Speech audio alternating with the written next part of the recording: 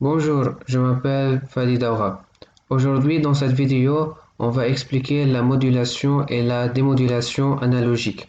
Donc, vous voyez ici, dans ce PDF, on va donc expliquer le signal modulé, que veut dire la modulation et quel est le but de la modulation, et ensuite la démodulation et son but. Voilà. Tout d'abord, vous voyez qu'on a un signal x de t. Donc ce signal-là, par exemple, c'est un signal analogie. Vous voyez, en fait, un signal analogie, il prend toutes les valeurs possibles entre une marge et une autre marge. Par exemple, de M1 jusqu'à M2. Voilà. X de t, c'est un signal qui peut prendre toutes les valeurs possibles. Donc ça, c'est ce qu'on appelle le signal analogie. Donc x de t, c'est le signal analogie.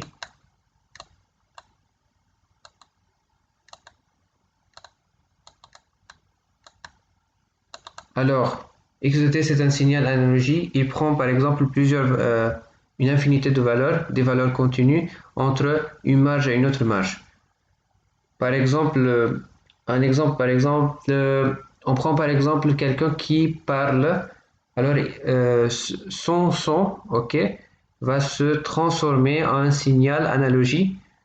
Et donc, grâce à le capteur de son, le capteur de son va transformer le signal physique en signal électrique. Voilà. Et ce signal électrique est désigné par x de t.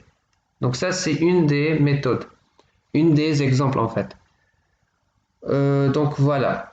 Je veux bien sûr vous donner dans d'autres vidéos d'autres exemples concernant le signal analogie, mais pour le moment j'ai un seul exemple qui est donc quelqu'un qui parle sur un microphone, par exemple dans la radio, dans les chaînes radio. Il y a des gens qui parlent et du coup le son est transformé en un signal électrique et ce signal est analogue. Donc, bien sûr, le signal a une amplitude et bien sûr une fréquence, voilà, un spectre, on va dire. Parce que, en fait, un signal est composé d'ensemble de fréquences et bien sûr d'ensemble de modules. Donc, bien sûr, il faut étudier le domaine spectral. Donc, avec le temps, on va commencer de comprendre que veut dire donc la transformation de Fourier, pourquoi on a besoin de transformer de domaine temporel au domaine fréquentiel, etc. Alors, maintenant, que veut dire la modulation? Après avoir extraire le signal x de t, c'est le signal c'est le signal qu'on a besoin. Donc, le but c'est en fait de transmettre ce x de t, ok, ce signal entre l'instant t1 jusqu'à t2. Donc, ce signal là doit être transmise à une autre, par exemple, un autre point du monde. Ok. Donc ça, c'est en fait le but des télécoms, c'est de transmettre des informations d'un point de l'espace à un autre point loin de ce point de l'espace, du monde, par exemple. Par exemple, on a besoin de transmettre ce signal qui est en France, par exemple, jusqu'à, par exemple, à l'Amérique. Comment faire ça? Donc la solution, c'est d'utiliser ce qu'on appelle la modulation. La modulation consiste à multiplier le signal x de t par une fréquence. Que veut dire une fréquence? Ça veut dire qu'il faut donc multiplier, donc on multiplie, voilà, ça c'est le symbole de la multiplication, ok, ce signal x de t par une fréquence, et bien sûr, lorsqu'on dit on multiplie par une fréquence, c'est pas par une fréquence, non. Le signal fréquence, c'est en fait un signal cosinus. Ok, c'est un signal sinusoïdal. Donc, multiplié par cosinus de 2pi, multiplié par la fréquence, par exemple, qu'on a besoin de transmettre. Ok, donc fois cosinus de pi f0 de t. Voilà. Et la réponse, après avoir multiplié, on aura par exemple un autre signal qui s'appelle y de t, qui est le produit entre x de t multiplié par cosinus de pi f0 de t. Voilà. Donc ça, c'est ce qu'on appelle le signal modulé. Ça, c'est le signal naturel. Et ça, c'est le signal modulé. Donc ça, ce qu'on appelle le signal modulé, il est multiplié par la fréquence F0. Voilà. Après ça, après avoir donc multiplié par la fréquence F0, alors à ce moment-là, on peut l'envoyer. Maintenant, la question, pourquoi on multiplie par une fréquence F0? Parce que tout simplement, pour transmettre des messages, on a besoin de mettre ces messages sous forme de fréquence. Pourquoi? Parce que si par exemple, on envoie par exemple plusieurs messages, plusieurs signaux à la même fréquence, ça veut dire sans le multiplier, ça veut dire son spectre va par exemple avoir par exemple x de t, si on transforme x de t en x chapeau de f qui est la transformation de Fourier, on va trouver cette valeur. Donc en fait x de t en fait prend une marge de fréquentiel par exemple entre f1 et f2, voilà. Et f1 et f2 sont très proches de 0. Ok, donc il n'y a pas beaucoup de fréquences qui sont très grandes. Et du coup, la majorité des sons, en fait, la majorité des signaux X de T, si par exemple on travaille sur une chaîne radio, à ce moment-là, les X de T vont être de même bande de fréquence. Et du coup, après avoir donc transmis plusieurs messages, pas seulement il y a une seule antenne, il y a beaucoup de chaînes radio, vous savez ça. Et du coup, si on va par exemple envoyer des messages sans modulation, alors à ce moment-là, on aura des interférences. Pourquoi des interférences? Parce que un signal qui a la même fréquence doit être forcément être en interférence. Voilà. Si par exemple, moi, je parle avec... je vais donner un exemple, c'est pas en fait en relation avec la modulation, mais juste pour comprendre pourquoi on aura une interférence. Ok, c'est comme un exemple. Ok, si par exemple j'ai deux personnes et ces deux personnes parlent à la même fréquence, alors à ce moment-là, le récepteur ne peut pas comprendre, c'est à cause de l'interférence. Lorsqu'on a une interférence, ça veut dire qu'on a une collision de messages.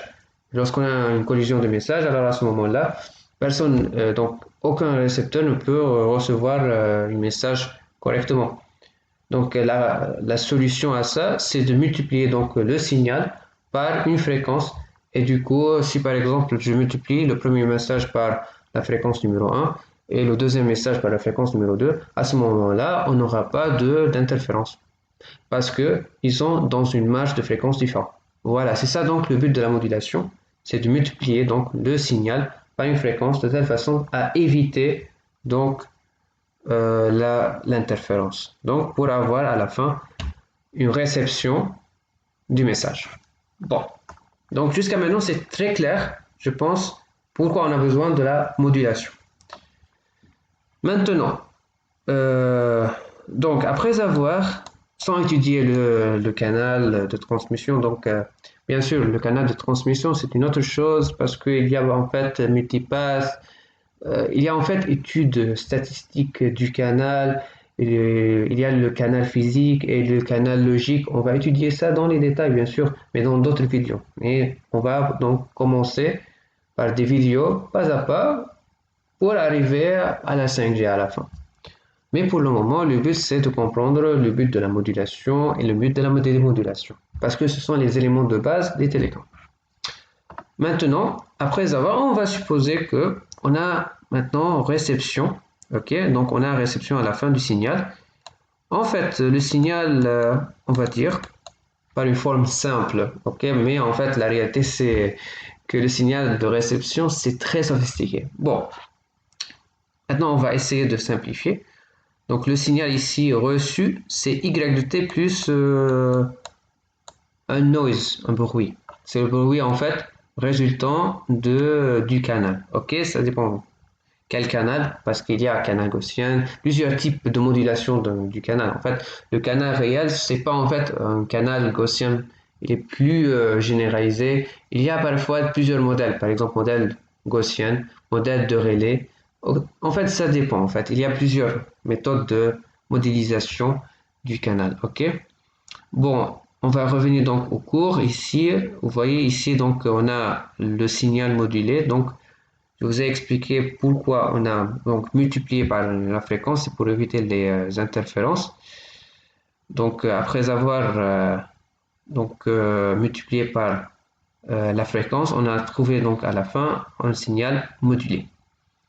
Donc, après avoir reçu donc le signal, donc il va donc recevoir ici un signal, un nouveau signal qui est égal y de t plus un bruit. Ok.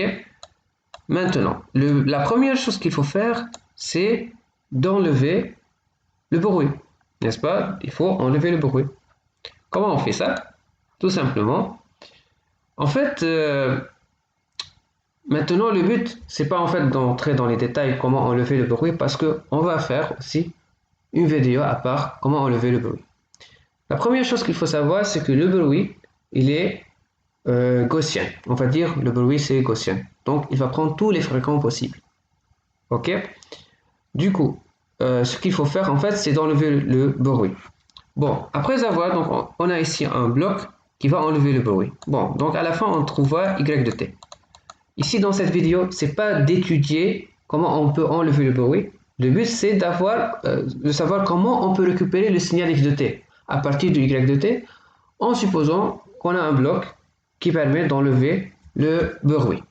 Et en plus de ça, l'étude du bruit, c'est une autre chose, c'est une autre étude, c'est en fait relié au multipass. Donc c'est un peu compliqué donc l'étude du bruit.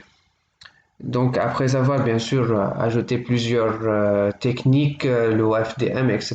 Donc les trucs de comment on travaille, comment on travaille pour éviter, donc pour enlever le bruit, ça c'est donc, on peut faire par exemple une série de vidéos concernant comment on peut enlever le bruit. Bon, donc on va supposer qu'on a un bloc, ce bloc-là, a un but d'enlever le bruit. Donc on a trouvé ici y de t. Maintenant, on sait que y de t est égal à x de t multiplié par cosinus de pi f0 de t.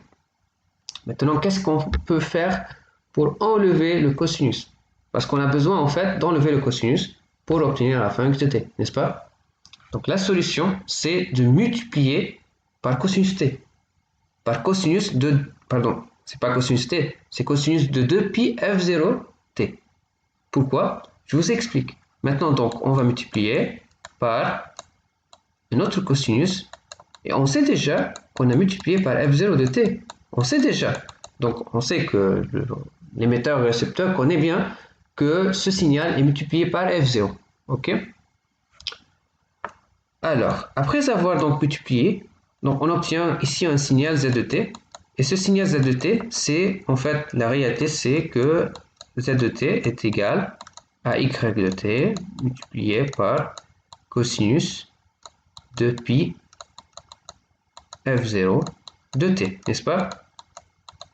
Ensuite égal y de t, c'est x de t fois cosinus au carré. Vous voyez comment? De pi f0 de t. Maintenant la question, on a un cosinus au carré, comment on peut enlever ce cosinus carré? La réponse à cette question, c'est facile. Pourquoi? Parce que on peut utiliser la formule de linéarisation. La formule de linéarisation, c'est donc égal cosinus, pardon, x de t, multiplié par 1 plus cosinus 4 pi f0 de t sur 2. Waouh, ça c'est très intéressant. Donc ici, comme vous voyez que le signal z de t est décomposé en maintenant deux parties. X de t divisé par 2, ça c'est donc le premier signal. Et ensuite, plus x de t cosinus 4 pi f0 de t. Ça c'est très intéressant. Pourquoi? Parce qu'il y a une possibilité d'enlever, ok, d'enlever ou bien de séparer x de t fois cosinus 4 pi f0 de t. Comment? La réponse à cette question, c'est de comprendre le filtre. le filtre passe-bande. Ok. Attendez, je vais voir s'il existe. Voilà, ça c'est en fait le filtre. Ça, en fait, vous voyez comment? Donc l'idée c'est que comment on peut euh, donc enlever le x de t fois cosinus 4 pi f0 de t. C'est ça donc le but. C'est d'enlever le cosinus 4 pi f0 de t. Maintenant, pour comprendre comment on peut l'enlever, il faut transformer ce signal-là en un signal fréquentiel. Donc, on va faire le transmetteur de Fourier, donc Z de chapeau de f. Donc, tout simplement, si on veut par exemple tracer le spectre, voilà, fréquentiel, donc on aura par exemple comme ça, voilà. Donc ça c'est moins 2 f0 et ça c'est 2 f0. Ça c'est donc Z chapeau de f. Par contre, Y chapeau de f, donc il a f0 et moins f0. Ok? Comme ça et comme ça. Et le signal X chapeau de f, il a voilà. Il a cette structure. Donc on a ici décalage. Au lieu de 0, c'est f0 moins f0. Ici on a donc tout d'abord x chapeau de f. Voilà, c'est celui-là. Bien sûr divisé par 2. Et ensuite, on a 2f0. Pourquoi? Parce que 2pi fois 2f0. Le 4, c'est 2 pi. Ensuite, il reste 2. Donc, c'est multiplié par 2f0. Donc, la fréquence ici c'est 2f0, pas f0. OK? Vous avez compris. Donc, tout simplement, pour enlever donc ce signal-là, donc ce cosinus-là, on a besoin d'un filtre passe-bande. Et ce filtre passe-bande, il est là. Voilà. Donc, tout simplement, ici, on multiplie donc par un filtre passe-bande. Donc, filtre passe-bande. OK? Et ce filtre passe-bande, il a pour fréquence F0. OK? Et deux bandes, c'est la bande passante du signal X de t. Donc, après avoir... pardon, excusez-moi. J'ai fait une petite faute. Juste une petite seconde. En fait, on a besoin de ce filtre. C'est pas les filtres. Donc ici, c'est 0. OK? Donc en fait, on a besoin du filtre passe-bande parce que ce filtre passe-bande, en fait, il garde donc ce signal-là parce qu'on a besoin de ce signal-là. Et du coup, il enlève les deux signaux ici. Et rappelons que celui-là, c'est en fait le spectre. Ok, le spectre. C'est pas le signal lui-même. Le signal, c'est en fait, c'est un signal temporel. Mais la réalité ici, qu'on travaille dans des fréquences. Toujours dans le domaine de l'ingénieur télécom, on a ici toujours étude des fréquences, étude de la spectrale. Ok. Donc en fait, j'ai fait une petite faute, j'ai pas fait attention. Ok. Ici, c'est pas filtre passe-bande, c'est filtre passe-pas. Ok, filtre passe, donc passe-pas.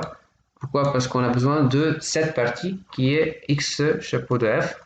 Et du coup, après avoir donc enlevé les deux parties de fréquence de F0 et moins de F0, alors à ce moment-là, on aura à la fin le signal X de t divisé par 2. Et bien sûr, on peut par exemple multiplier par 2, c'est comme un amplificateur. Multiplier par 2, on aura X de t. Voilà. C'est comme ça donc qu'on aura le signal modulé dans le cas où on a la démodulation. Donc ça, si par exemple, ça c'est en France et ça c'est en Amérique, à la fin, on aura le signal X de t. Voilà. Donc si vous avez des questions, bien sûr, vous pouvez me contacter ou bien écrire des commentaires au-dessous de la vidéo, ou bien vous pouvez me contacter sur Facebook ou bien LinkedIn. Voilà. À la prochaine vidéo, on va donc travailler donc sur l'étude de multipass. On va donc travailler donc sur plusieurs types de modulation parce qu'il y a plusieurs types de modulation et ça c'est ce qu'on appelle la modulation analogique. parce que le signal ici c'est un signal analogique. Mais si par exemple c'est le signal numérique, on va utiliser d'autres techniques. Il y a plusieurs techniques. Il y a le ASK, le FSK, le PSK, le QAM. Donc ce sont en fait ce sont des types de modulation et chaque type de modulation est spécifique. Ok, donc il y a beaucoup de techniques de modulation. Donc chaque vidéo, je vous explique donc chaque type de modulation. Voilà. Donc à la prochaine vidéo. Salut.